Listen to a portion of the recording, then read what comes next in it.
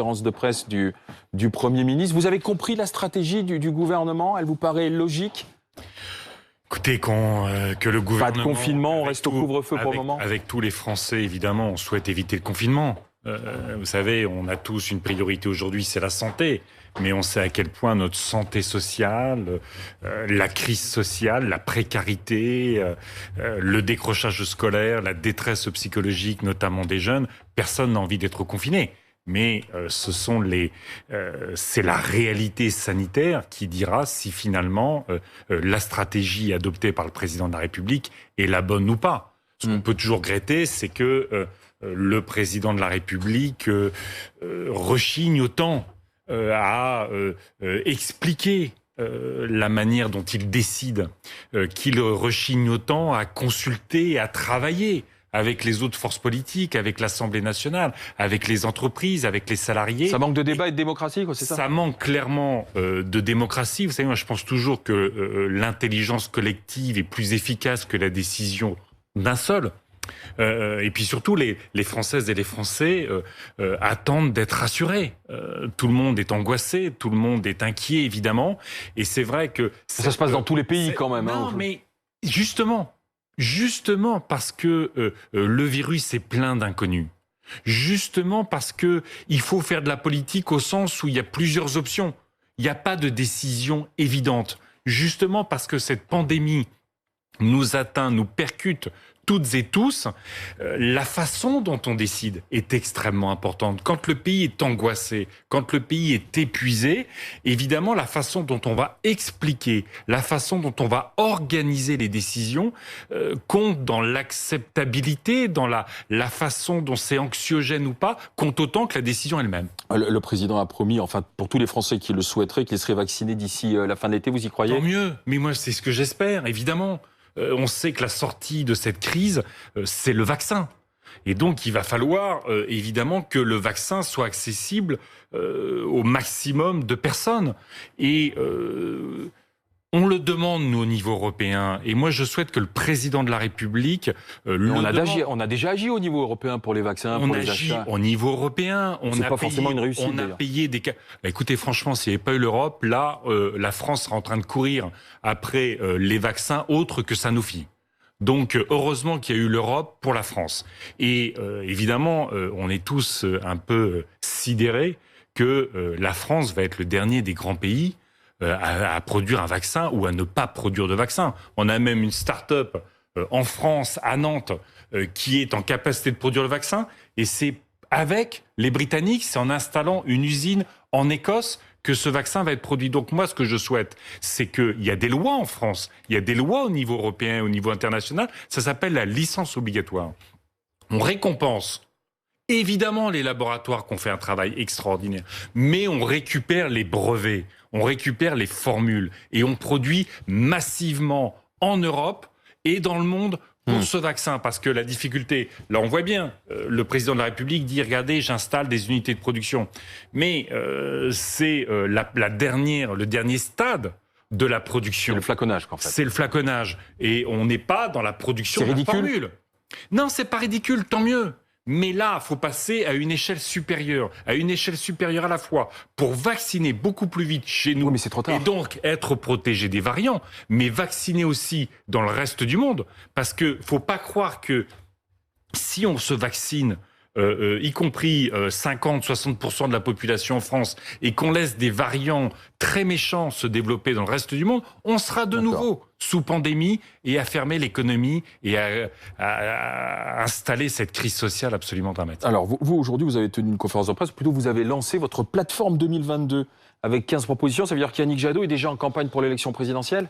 Ça veut dire que je souhaite... J'ai face à moi le candidat à l'élection présidentielle. Ce dont on a parlé juste avant, à la fois la crise sanitaire, la crise sociale, l'heure n'est pas venue des déclarations de candidature. En revanche, quand ça s'appelle plateforme 2022... Ça s'appelle absolument. En revanche, il faut se préparer. Il faut travailler. Et les propositions que j'ai faites, qui sont le résultat de dizaines de réunions, de travail de centaines d'experts, c'est véritablement répondre aux urgences, mais sans retomber dans le monde qui nous a amenés à ces crises. Il va bien falloir quand même qu'on lutte pour qu'il n'y ait pas ces pandémies qui nous tombent dessus tous les 5 ans. On a le Météo France qui vient de sortir des nouvelles prévisions. Ouais. Si on n'agit pas, on aura une 30aine de jours de canicule par été. On atteindra des températures de 50 degrés. Mais si on agit, et c'est pour ça que je fais des propositions maintenant, on agit sur les transports, la rénovation des logements. Moi, je souhaite que pour les ménages, les familles les plus vulnérables, ça soit 0 € la rénovation thermique de leur logement. Qu'on baisse la TVA sur l'alimentation bio, l'alimentation saine, pour qu'elle soit accessible. Mais puisque vous avez ces propositions, c'est destiné à les mettre en place si vous arrivez au pouvoir. Mais attendez, mais pour ça, il faut pouvoir unir ou que vous soyez le candidat. Est-ce que c'est vous qui allez unir la gauche, être le candidat de la gauche plurielle? On verra. Vous le souhaitez. Comment ça s'organise? Vous souhaitez l'être. Ce qui est certain. Non, mais vous souhaitez l'être, Yannick Jadot. Il nous faut une candidature commune entre Mélenchon et Macron en 2022 pour gagner. Ma conviction, c'est que autour de l'écologie, nous pouvons gagner. Mais regardez, il y a Arnaud Montebourg qui se prépare, il y a Anne Hidalgo qui se prépare, il y a Jean-Luc Mélenchon qui va y aller. Mélenchon, il est candidat, il sera dans son couloir, c'est son choix. Mais même chez les écologistes, vous avez des primaires en septembre aussi. Qu'il y ait différentes candidatures aujourd'hui, c'est normal. Notre responsabilité, c'est qu'une fois qu'on aura passé les régionales, il n'y ait plus qu'une seule candidature entre Mélenchon et pourquoi Macron ce serait vous pour gagner. Mais on verra. Mais pourquoi ce serait vous? Moi, ce que je veux aujourd'hui, quand je dis par exemple, il faut un revenu citoyen pour toutes les personnes en situation de précarité, et notamment les jeunes dès 18 ans. Vous savez à quel point les jeunes vivent mal, détresse psychologique, envie suicidaire, envie d'automutilation. Certains abandonnent leurs études et d'autres n'arrivent même plus à manger. Et bien, quand je fais la proposition d'un revenu citoyen, ça pourrait s'appliquer immédiatement. Quand je propose qu'on mette 20 Benoît Hamon l'avait proposé, il a fait 6%. Hein. Non. Lors de la dernière présidentielle. Attendez, là, franchement, vous vous rendez compte que des jeunes, parfois, n'ont pas 10 € par semaine pour vivre. Qu'est-ce qu'on fait? On les laisse aller, on laisse notre jeunesse ne plus se former, on laisse notre jeunesse aller au resto du cœur, à ne plus avoir des conditions décentes de vie. Mais quelle est cette société qui abandonnerait sa jeunesse? Moi, je veux protéger les jeunes et à travers la transition écologique, l'innovation dans les entreprises, l'innovation dans l'ensemble de la société, nous pouvons à la fois lutter contre l'urgence sanitaire et l'urgence climatique et créer une société où on vivra un peu mieux. Puisque vous parlez d'urgence climatique, dernière question, l'État a été condamné aujourd'hui pour carence fautive, l'État français, dans la lutte contre le réchauffement climatique. C'est la première fois que la justice reconnaît la faute de l'État qui s'est montré incapable de tenir ses engagements de réduction de gaz à effet de serre.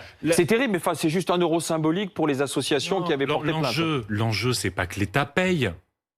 C'est que ce gouvernement agisse. Et vous pensez que cette condamnation va le faire bouger? Mais l'État va être obligé de répondre à cette injonction de la justice. Vous vous rendez compte que depuis des années, on nous dit, les scientifiques disent, si on n'agit pas maintenant, en urgence, ça va être le chaos climatique.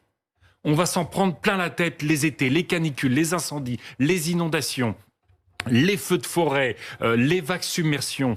Et si on agit, on crée de l'emploi. On améliore nos logements, on crée des entreprises de renouvelables, les transports, l'agriculture. Et vous avez un gouvernement qui, depuis 3 ans et demi, renonce, recule, fait des promesses, mais n'agit pas. Et ce qu'a dit la justice, c'est qu'au nom de l'intérêt supérieur, de l'intérêt général, de notre santé, l'État doit maintenant agir. Belle victoire citoyenne, mais qui est aussi un terrible constat d'aveu pour le constat d'échec, pour le président de la République. Merci Yannick Jadot, merci d'avoir été avec nous, député Europe Écologie Les Verts en direct sur BFM TV. On va revenir au Covid maintenant.